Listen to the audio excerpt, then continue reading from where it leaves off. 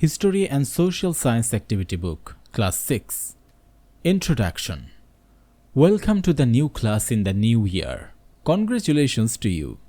Enrollment in Class 6 means you are entering secondary level after completing the primary education. We are waiting for you with a new learning approach. In this new approach, you do not have to run after examinations and good marks any longer. You do not have to just know the probable questions for the examinations and spend time looking for the answers. From now on, it is not your principal duty to memorize answers. Your parents also do not have to worry about effective tutors, coaching centers, guidebooks, your exams and question papers. There will be no need to spend a lot of time of nothing. We know that every one of you has a fresh mind and a very active brain. You have not only the power of imagination but also sharp intellect with which you discover different ways of thinking. All of you are born with some other facilities like the mind and brain. We want to talk about these in particular. We are talking about human senses. You have already known that we all have 5 spatial organs: eyes, ears, nose, tongue and skin.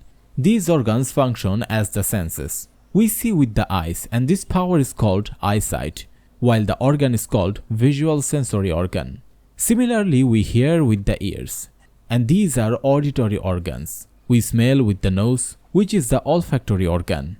We taste with the tongue, and it is the gustatory organ. We feel touches with the skin, and it is the tactile organ.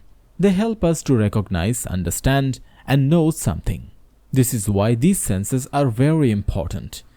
Together with all these assets, each of you have perpetual vitality, limitless curiosity, immense ability to enjoy, and a natural tendency to wonder.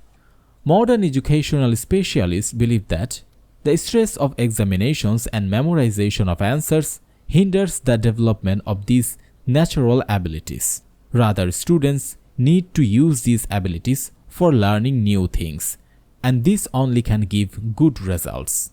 You are surely getting the notion about your own work after hearing these views. Of course, you are going to enjoy a lot of freedom in this system.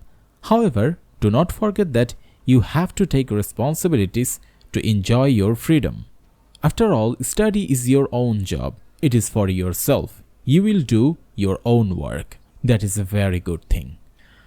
The reality is, when you succeed in something, you can understand how much joy it brings. Therefore, learning in the new way will be a joyful journey, an expedition.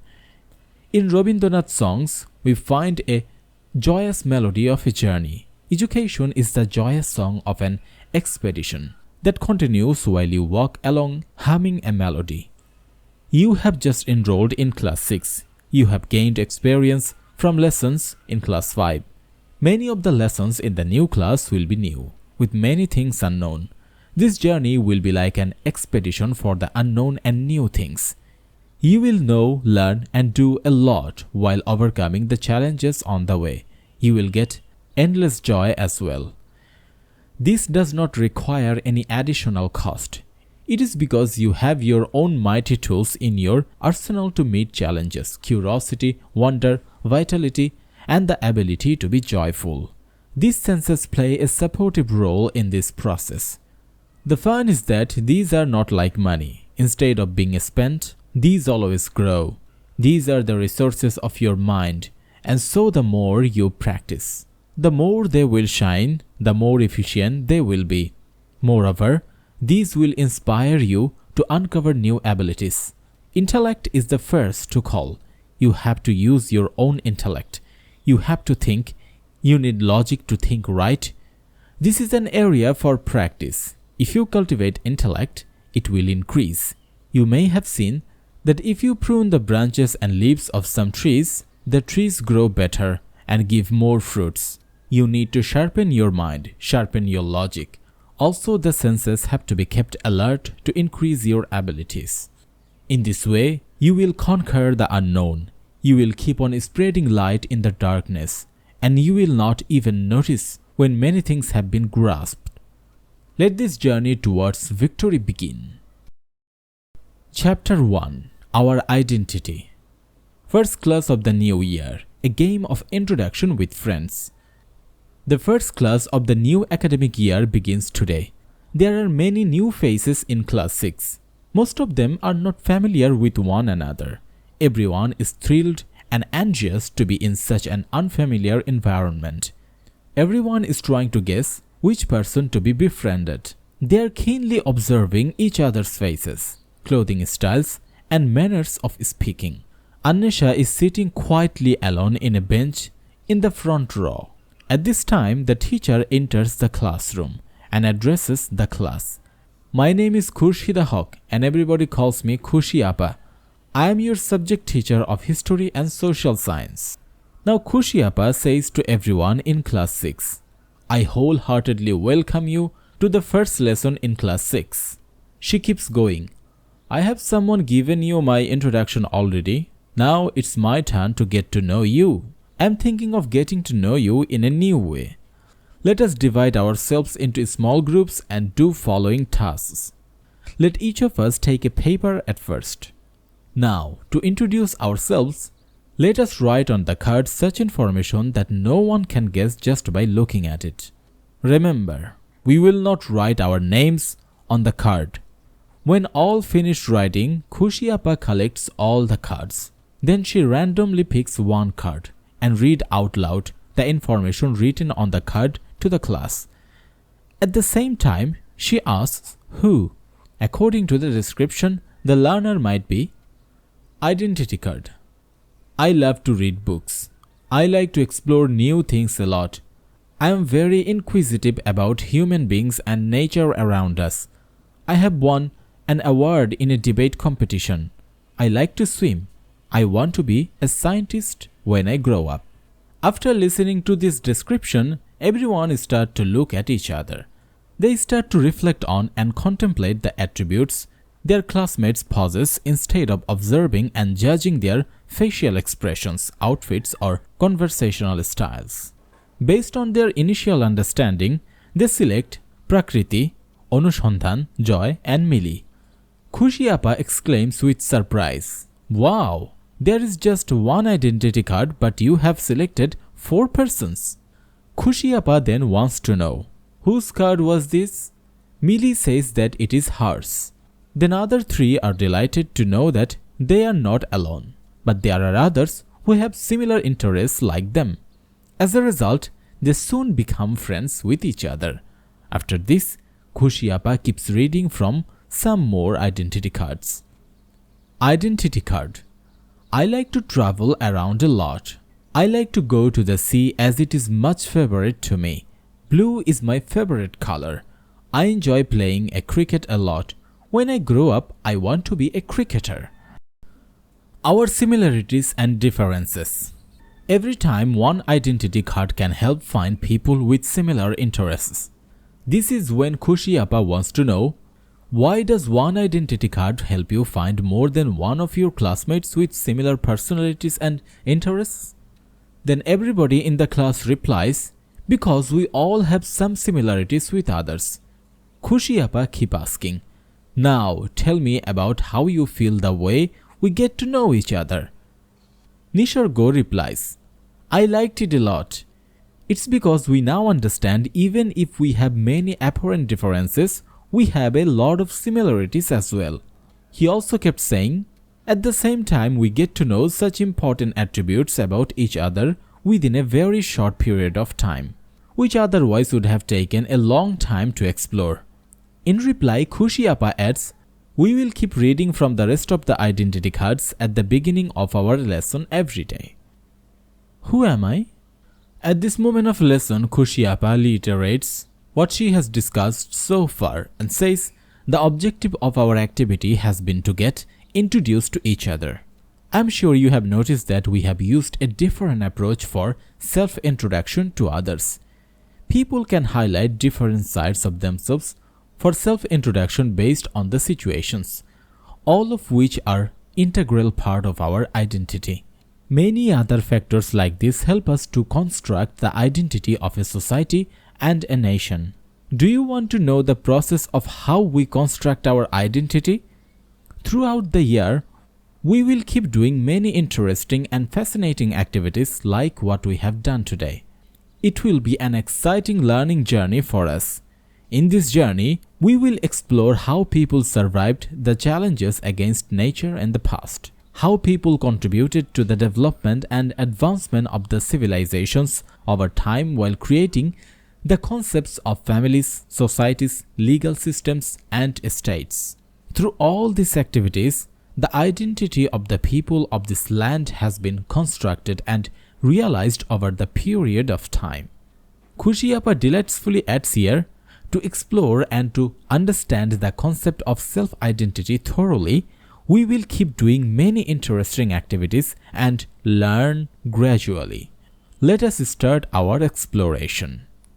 Khushi Appa now writes the word of self-identity on the board and asks for everyone's attention, saying, "What do you understand by this word?" Shubho replies, "Self-identity is such a subject through which we get to explore the answer to the questions. Who am I?" Millie adds, "What we have written on our self-introduction card so far is a part of our self-identity." Following Khushi Appa's idea and instruction, let us play the self-introduction game with our friends in the neighborhood. At this stage, Shadhin asks, "Do others explore the answer to the question, 'Who am I?' similarly like us?" In reply, Khushi Appa says, "To get the answer to this question, you will make an identity chart about one of your classmates. Who would like to volunteer for this and help us to do this task?" In reply, Rumana says, "Yes, I would like to volunteer." Khushi Appa replies, "You all together prepare Rumana's identity chart based on a thorough discussion. Then everyone decides to ask Rumana questions."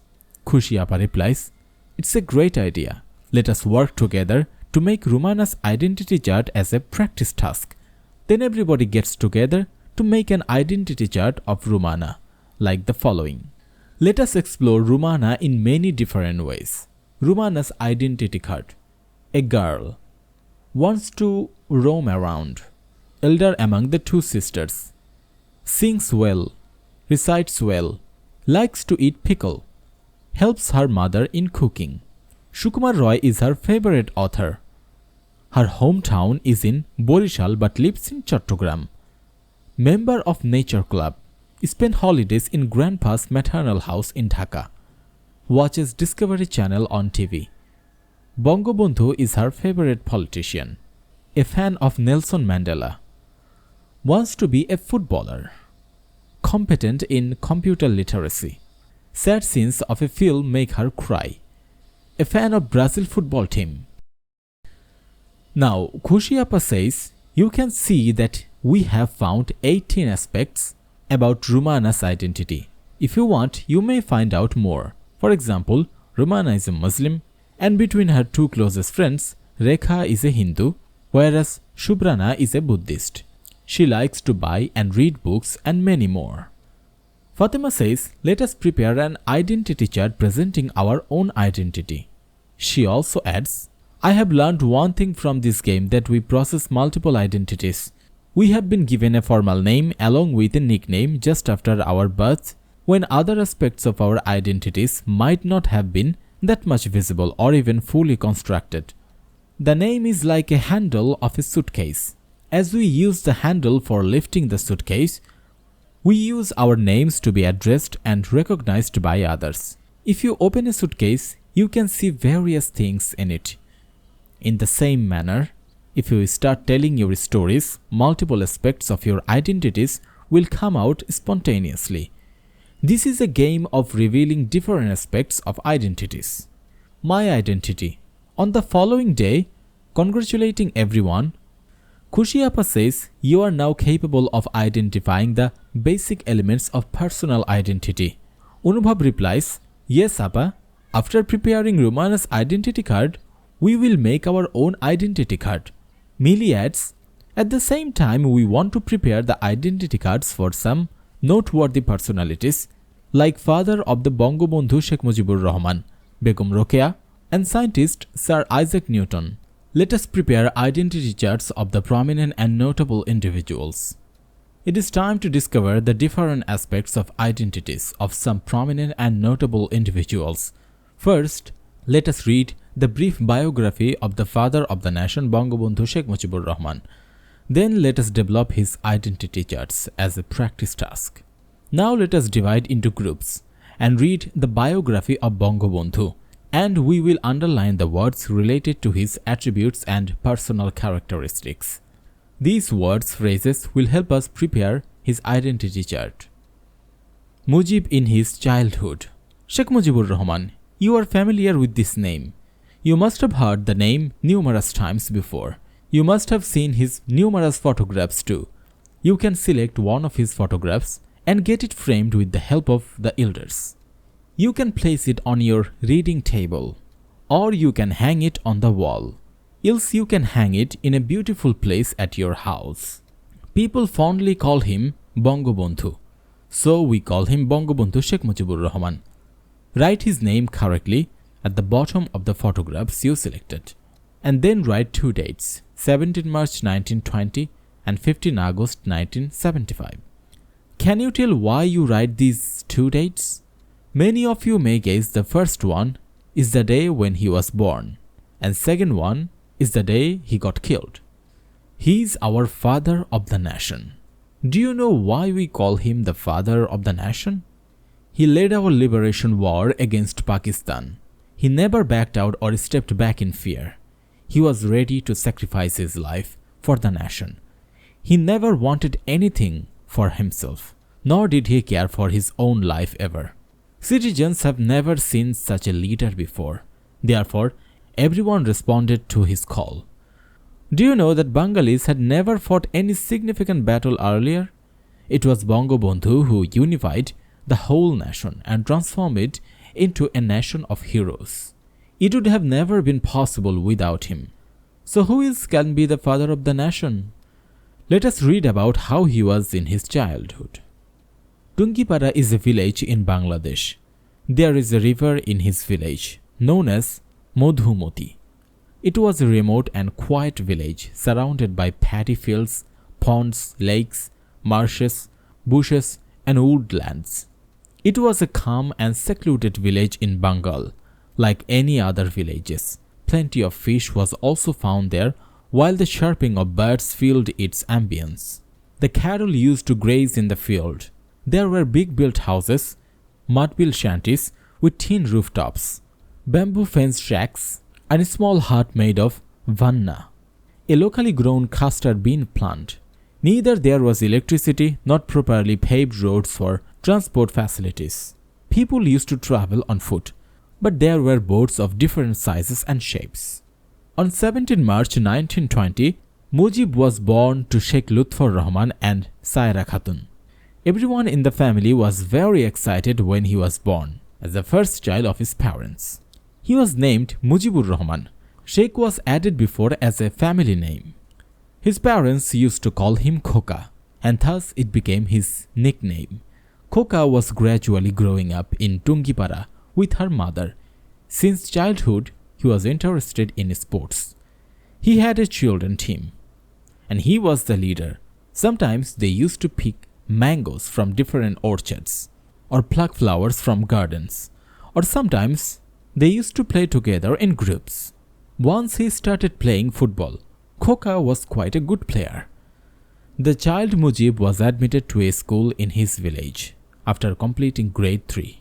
His father brought Mujib to Gopalganj town with him for further education. Sheikh Lutfur Rahman was working as a clerk in a government office. He was known as Sherestadar, chief clerk, a Farsi Persian word. Once upon a time, Farsi was the state language, that is the language used in courts and offices.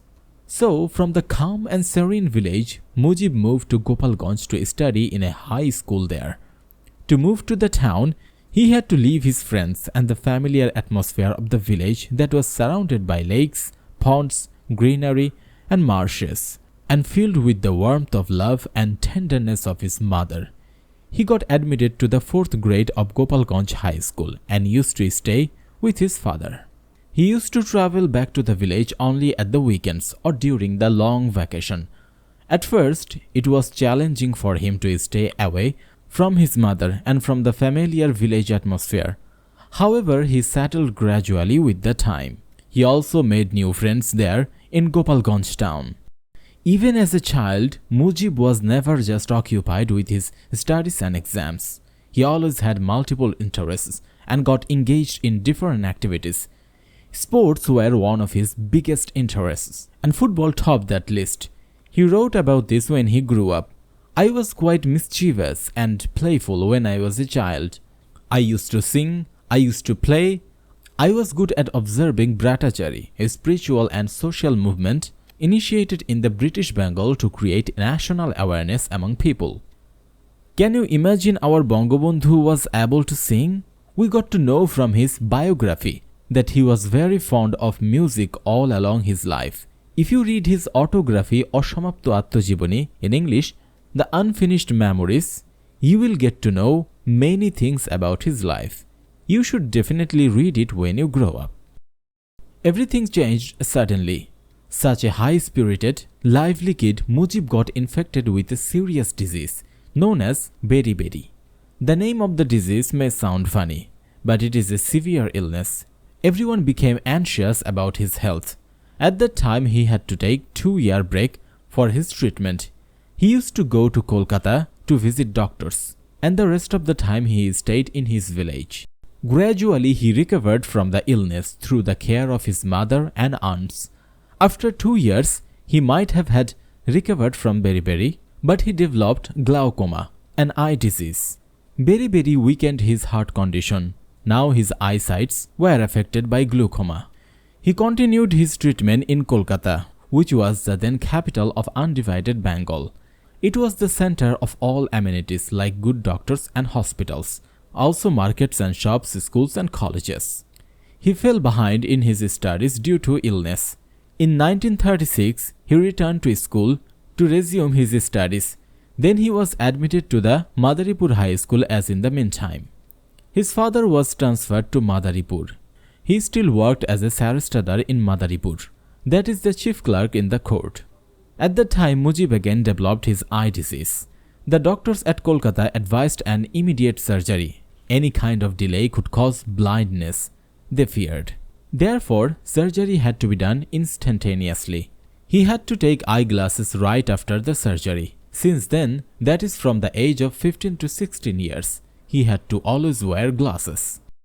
It was 1937 when he could resume his education in full swing after the successive illness. Mujib did not want to go back to his old school, as all his friends academically went much ahead of him by then. At that time, he continued his study at home under a tutor.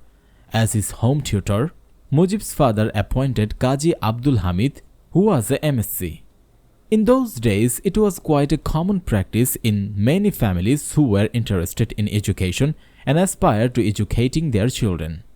Besides teaching Mujib, Mr. Hamid formed Muslim Seva Samiti, Muslim Society, to help poor students.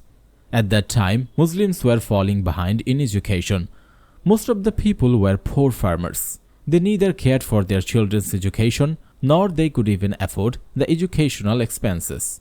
On behalf of Muslim Seva Samiti, young Mujib, along with his friends, used to collect rice from different households. Then they used to sell it in the market to raise funds, to buy books or to pay for exam fees and other related things for the poor students. It was very unfortunate that Mr. Hamid fell sick and died suddenly. However, he trained a capable disciple, Mujib.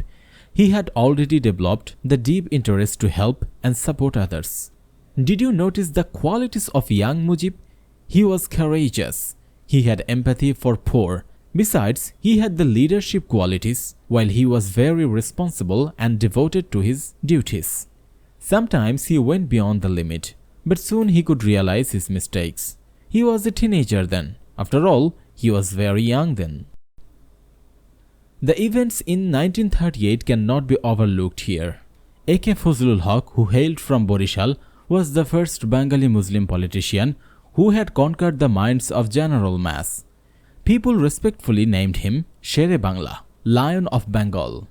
He was tall and strong. He was the Prime Minister of Bengal. Hossain Sohrawardi was another notable politician at that time. He was a very prominent leader and the then Labour Minister. A conference was decided to be arranged with the eminent political leaders. Along with it, there would be an exhibition to display local agricultural products and other handicrafts. Mujib was the leader of the volunteers who would organize the conference. Everything ends well after the conference. When the leaders were about to leave, Mujib approached them and placed a demand to prepare the school hostel rooftop, as the students used to suffer a lot during the rainy season because of the leaking rooftop. His teachers were not only overwhelmed by his courage but also became a bit petrified, thinking the leaders might get upset. However, the true leaders might have had seen the qualities of a future leader in him. He was actively engaged in social works and sports while he was progressing towards the end of his school education. Eventually, the time for his entrance exam or matriculation exam, which nowadays we call Secondary Exam Certificate or SSC, examination arrived. In 1941, Mujib passed the matriculation. Then he started college education in Kolkata. Rokeya Sakhawat Hossain, a pioneer of women's awakening. Can we even imagine the scenarios where women are confined to their households, or they do not have the opportunity to study, or they have no connection with the wider world, or as if just a small room within the four walls were their whole world? However, once this was the usual reality for women. Their life was confined between the walls. In such insufferable social environment, Rokeya Begum was born on 9 December in 1880. Rokeya was born in a respectable family. They had a jamindar, a landlord house in Pairaband in Rangpur. That house possessed approximately 300 bighas, unit of measurement of the areas of land. Her father, Johiruddin Muhammad Abu Ali Sabr, was the last jamindar of their ancestry. Her mother's name was Rahatun Nessa Chaudhuri. Rokeya was their fourth child among the 5 children. Everyone in their family called her Ruku. Rokeya was growing up lavishly in the jamindar family, where they had several maids to look after them. However, her childhood was not pleasant at all. Who would like the life of a caged bird?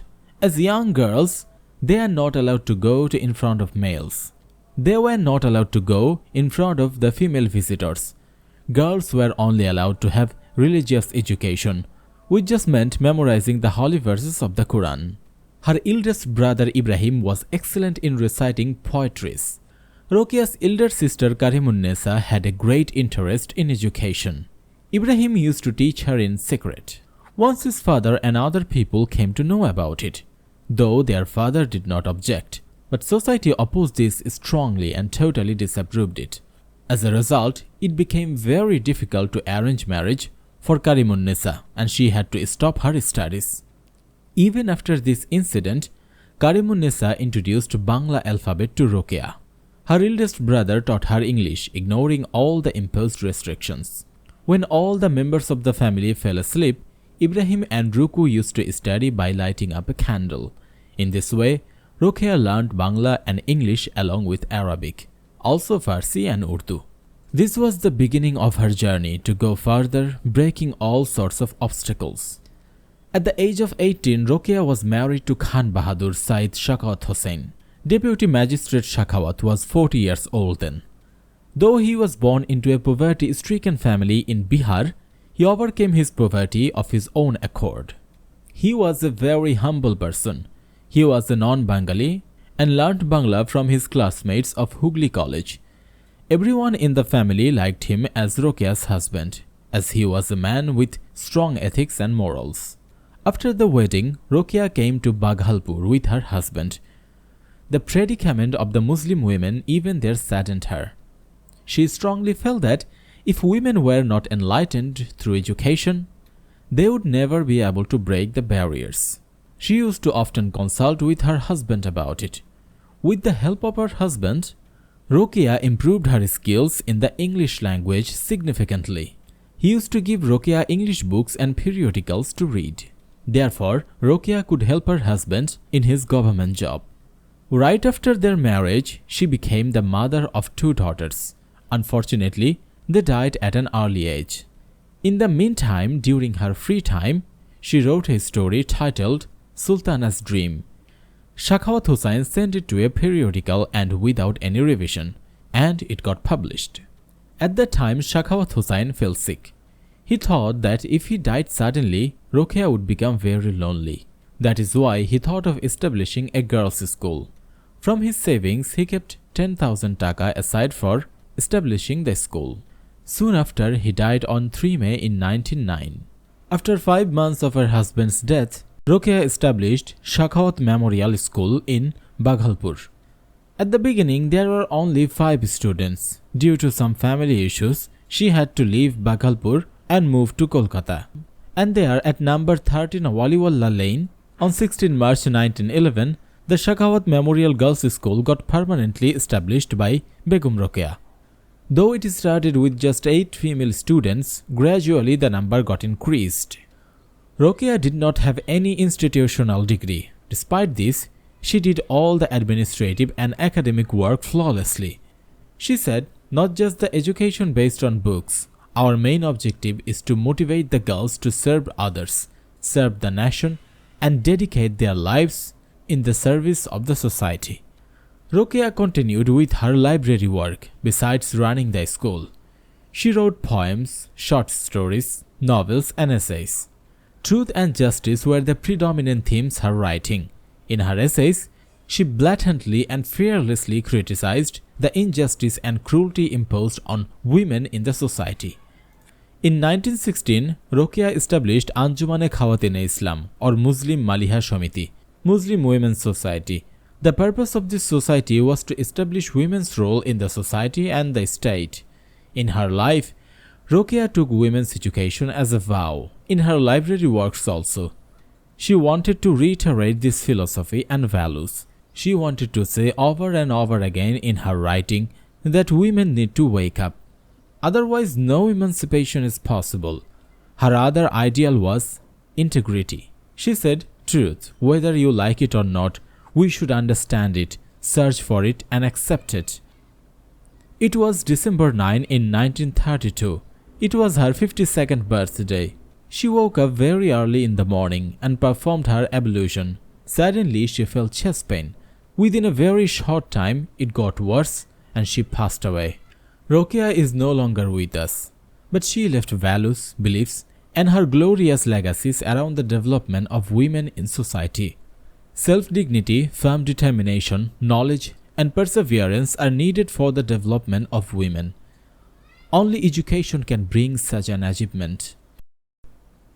From a backbencher to greatest scientist. In one winter afternoon in a village, as the sun goes down, dank darkness creeps in. In such darkness, a boy was trying to fly a kite, which was made of torn clothes and sticks, and had a long tail. Besides, there was a tiny lamp hanging with the tail. In one winter afternoon in a village, as the sun goes down, dank darkness creeps in. In such darkness, a boy was trying to fly a kite which was made of torn clothes and sticks, and had a long tail. Besides, there was a tiny lamp hanging with the tail. The boy was hoping when the kite would fly in the sky, everybody would assume it as a star. Some might even think it as the sign of the apocalypse coming close. In such a thought merely brought a mischievous smile on his face. However, how could such a kite fly in the sky? Due to the weight of the lamp, it was coming downwards. Every time he pulled the strings, the kite dove back the ground. At last, he had to give up. Somehow, some people came to know about this incident. Whenever people heard about it, they ridiculed the boy, labeling him as a stupid, and exclaimed, "It served him right. How could he want to make fool of us? He should rather focus on his own studies, following his teacher's advice." After he grew up, the boy wrote all such memories in his autobiography. He was the last boy in grade 2 at a school in Skillington village in Britain. Teachers already identified him as unintelligent and mindless. Classmates used to make fun of him. However, after growing up, this boy astonished all the prominent scientists around the globe with his extraordinary inventions. They started considering him as a maestro. he was made a member of British Parliament. The king awarded him with knighthood and was given the title Sir. The Royal Society, which was the institution of the experts, elected him as the president. His name was Isaac Newton. Newton was born on 25 December 1642. His father, who was a farmer, died before he was born. He studied in the village school in his childhood, but instead of studying, he was more interested in the sundial, water clock, and other tools and gadgets. When he was 16 years of age, a terrible storm hit Britain. How strong and wild the wind was! Not many such violent storms hit in the history of Britain. At that time, Newton was very much into measuring the wind force. When the storm was at its peak, he came out of the house. He jumped following the direction of the wind and marked the spot. Then he jumped against the wind and marked the spot. The neighborhood noticed his madness through the windows of their houses. All his relatives thought that he would become a farmer like his father. However, he developed a strong interest in reading scientific books and doing strange experiments. Once he was sent to the market to sell sheep, a few eggs, and some other things. Instead, he sent another person to see things on his behalf, and he sat down behind a bush to be totally engrossed by a maths book. He was later found after a frenzied search, and everyone in the family got furious. What could be done with such an irresponsible young man, they all thought. One of his uncles rescued him from such unpleasant situation. He suggested send him to a college. There he can do as much maths as he wishes. As a result, Newton was sent to Cambridge. Newton really excelled in maths in Cambridge.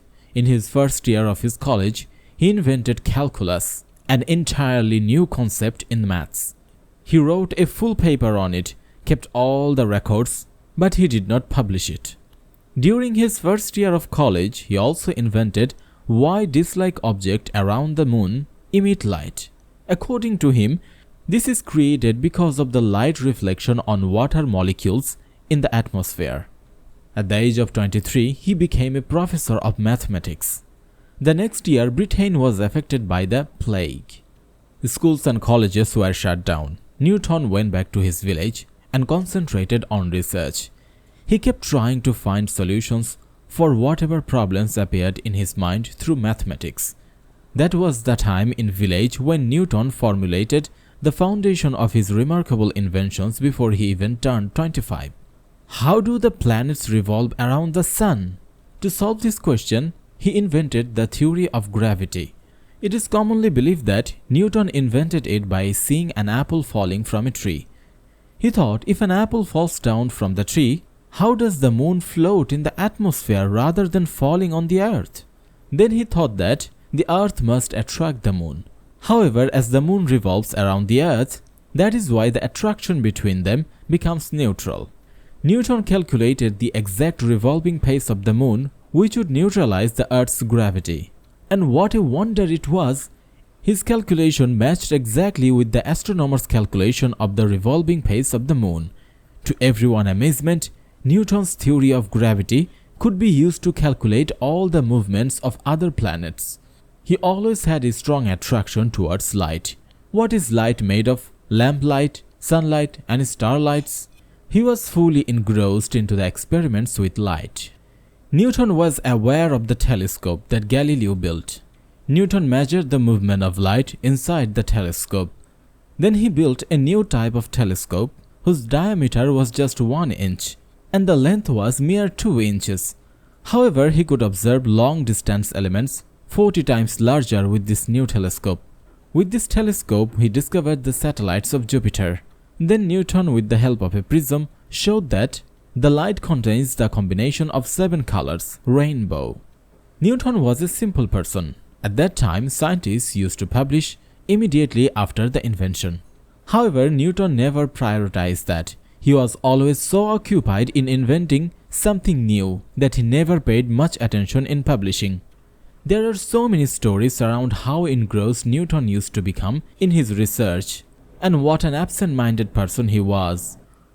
Once he invited one of his friends to dinner. Newton was not home when his friend arrived. The friend found a roasted chicken on the table. It was covered. His friend was waiting for almost 2 hours. Without further delay, his friend ate the chicken. Only the bones were left on the plate. After returning home, Newton removed the cover and said, "I thought I didn't take my dinner, but now I realized that I had taken it earlier." The two friends then started a long conversation on science. Do you want to know what Newton said about himself? "I do not know what I may appear to the world, but to myself, I seem to have been only like a boy playing on the seashore, and diverting myself in now and then finding a smoother pebble or a prettier shell than ordinary, whilst the great ocean of truth lay all undiscovered before me." Let us make separate identity charts of father of the nation Bangabandhu Sheikh Mujibur Rahman, Begum Rokeya and Isaac Newton based on their brief biography. Now arrange a debate or a discussion session with your friends at your home or at your locality on this. Personal identity chart. This time Khushi Appa shows an interesting picture to the class. It is a circular chart. In this chart, there are spaces where we can write about ourselves. Everybody in the class writes about themselves in those given spaces. At the end, it becomes a personal identity chart for each of us. To see the chart, please open the book. Now, looking at the answers written on the charts by everyone, Khushi Appa conducts an open discussion. She says, "Have you noticed that the identity of a person doesn't depend only on one or two aspects? Rather, it is multidimensional. It's quite normal that everyone's personal identity chart will be a unique one. While we have many similarities with our close friends, we have many differences as well. Therefore, despite personal differences, people can become good friends." Let us fill the circular identity chart above and find answers to questions there. Then share it to our classmates. Self-identity, personal identity and its crisis. On the next day, Khushi Appa says, "Let us start today's lesson with a simple task. Have you ever thought that how much actually we know about our own self?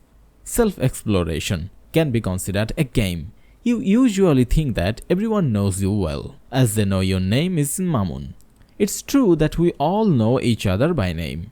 That is Shaheen, Rumana is over there, and that is Ganesh who plays football well. Take a moment to think carefully that you know Ganesh not only by his name. You know him also for his attribute as a good footballer. We can all aware of the fact that besides our name, we have multiple distinctive aspects and attributes which all together construct our identity. Sometimes we do feel an identity crisis. You may get surprised thinking that how this may happen. This can occur in two ways. Firstly, the way you represent and recognize your sense of self might not match the way others perceive you. Secondly, sometimes we may have interests in variety of things such as drawing, sports, dancing, languages, poetry, short stories, novels, histories, heritage, culture and regionalism. We find it hard to decide on the most important aspect of our identity, that is constructed around multiplicity. The following story makes an interesting demonstration of the first challenge we discussed. Let us have a read. The bear that wasn't a bear. It was a Tuesday, a long time back. Winter was approaching. The bear realized that it was time to get into a cave and hibernate. As soon as he thought about it, he acted on it. It was not long afterward. On a Wednesday, an army of workers arrived near the cave. While the bear was hibernating, a huge factory was built by those workers.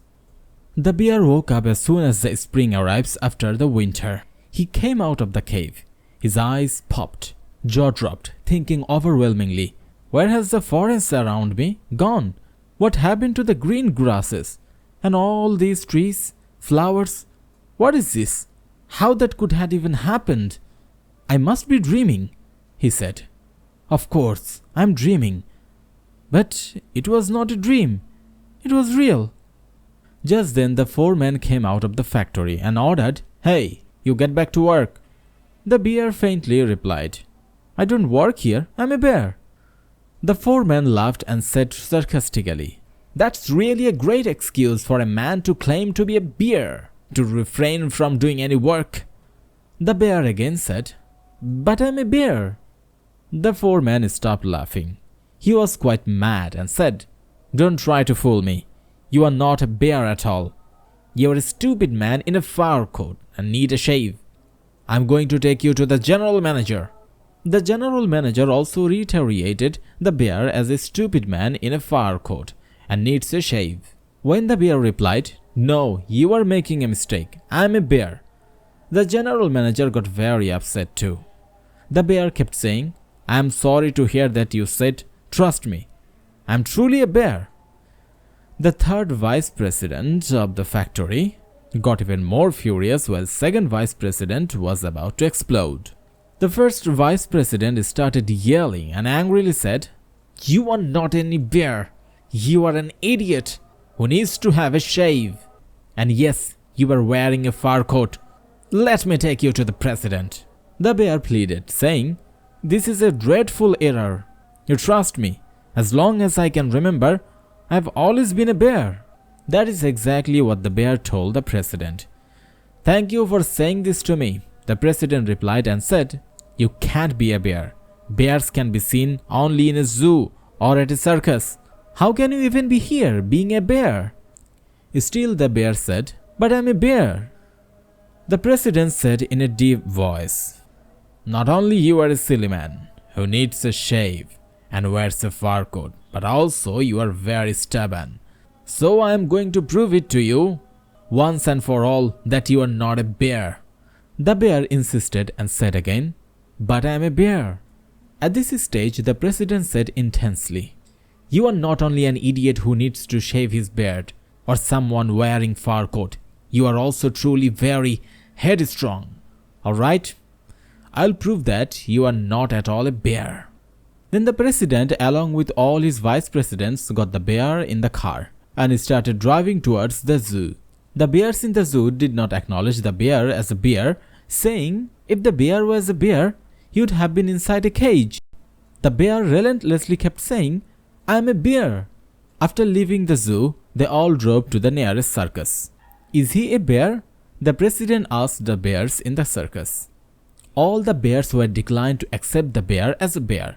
They said together, if he were a bear, he would have a little hat on his head.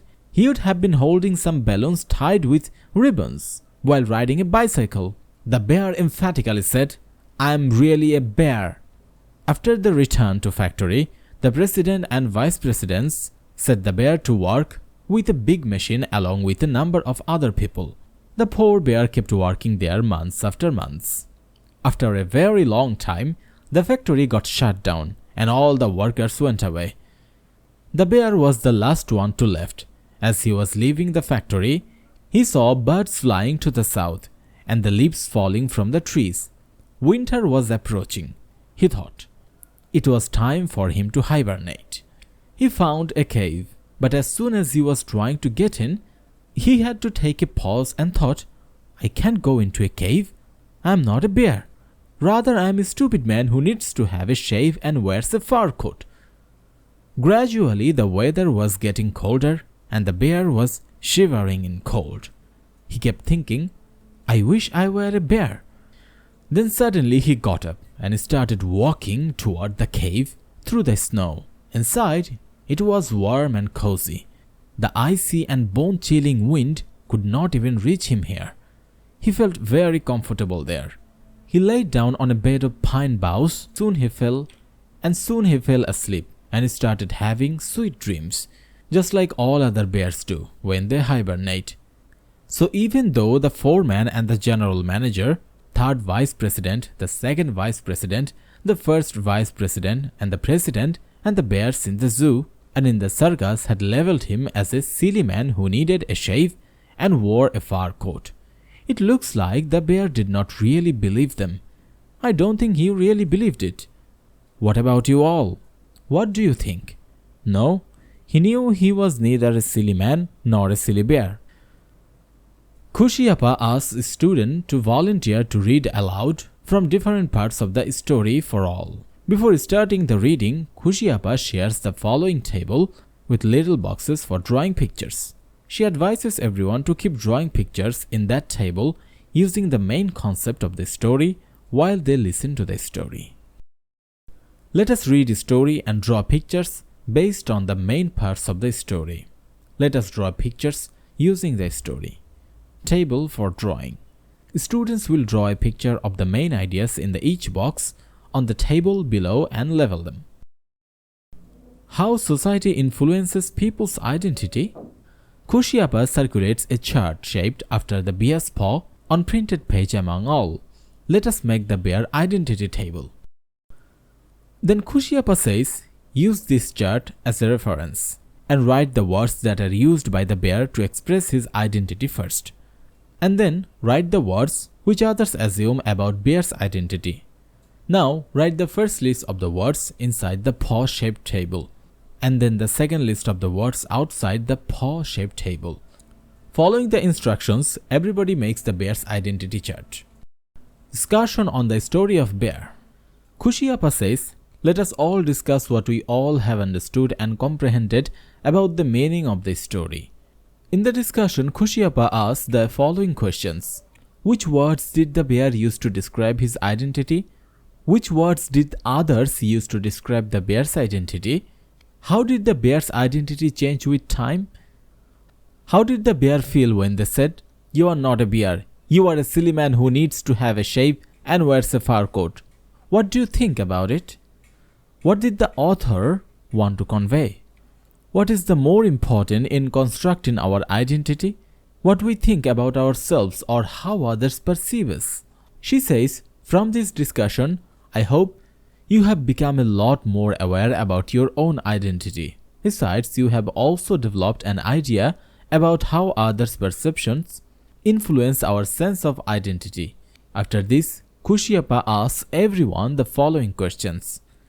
Could you remember how it felt when someone gave you a title or a nickname? How did you behave in that situation? Have you ever given someone a title or a nickname? If yes, why? Kushiapa says, let us arrange a debate competition about our identity. Debate topic. What we think about ourselves are more important for constructing our identity rather than what others think about us. Students in Kushiapa's class participate in a debate, taking position for and against the topic. One from each team reports their discussion points back to the class. Let us debate or discuss the above mentioned questions with our friends. What significant things we have learned in this chapter? Evaluation. How much have we learned so far? In the following table, there are some statements on the leftmost columns. On the right side, you have a 4-point scale. Read each and every statement carefully. You may agree or disagree with the statements. According to your option, put a tick mark in the specific box on the right-hand side against each other. Then show it to your teacher. Self-identity. Personal identity evaluation chart. 1. Sadia is very good at playing cricket. She loves to read poetry and her dream is to be a cricketer. She has an awkward fright for the water. Her favorite color is blue. She has 3 sisters and she likes to eat fruits. All these attributes construct Sadia's identity. Now evaluate. Completely agree, agree, disagree, or completely disagree.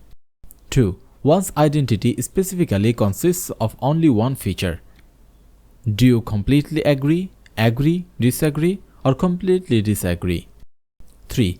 Neela's favorite game is chess, whereas Sabbir likes football. Neela's mother is a doctor. On the other hand, Sabbir's mother is an artist. Neela has no siblings, while Sabbir has 2 brothers and 1 sister. Neela is a very good swimmer, but Sabbir fears water. Though they have different attributes, they can be friends. Completely agree, disagree, or completely disagree. 5. My personal identity consists of many attributes. 6. I am proud of my personal identity, regardless of what it is made of. 7. Song Marma is a girl of a small ethnic group. She looks different from me. Her food habit is completely different from mine. She speaks in Marma language. Her identity consists of these attributes. I respect her. 8. It is not good to have many different aspects or features in one's self-identity. 9. In our class, the one who likes and does not like science both can be my friend. 10. Our classmate Meena often falls sick. Thus we call her diseased Meena, as she often falls sick. This name is logical. 11. Before we attach a nickname or a title to a person, we should think wisely about it. So that is the end of self-identity, personal identity evaluation chart.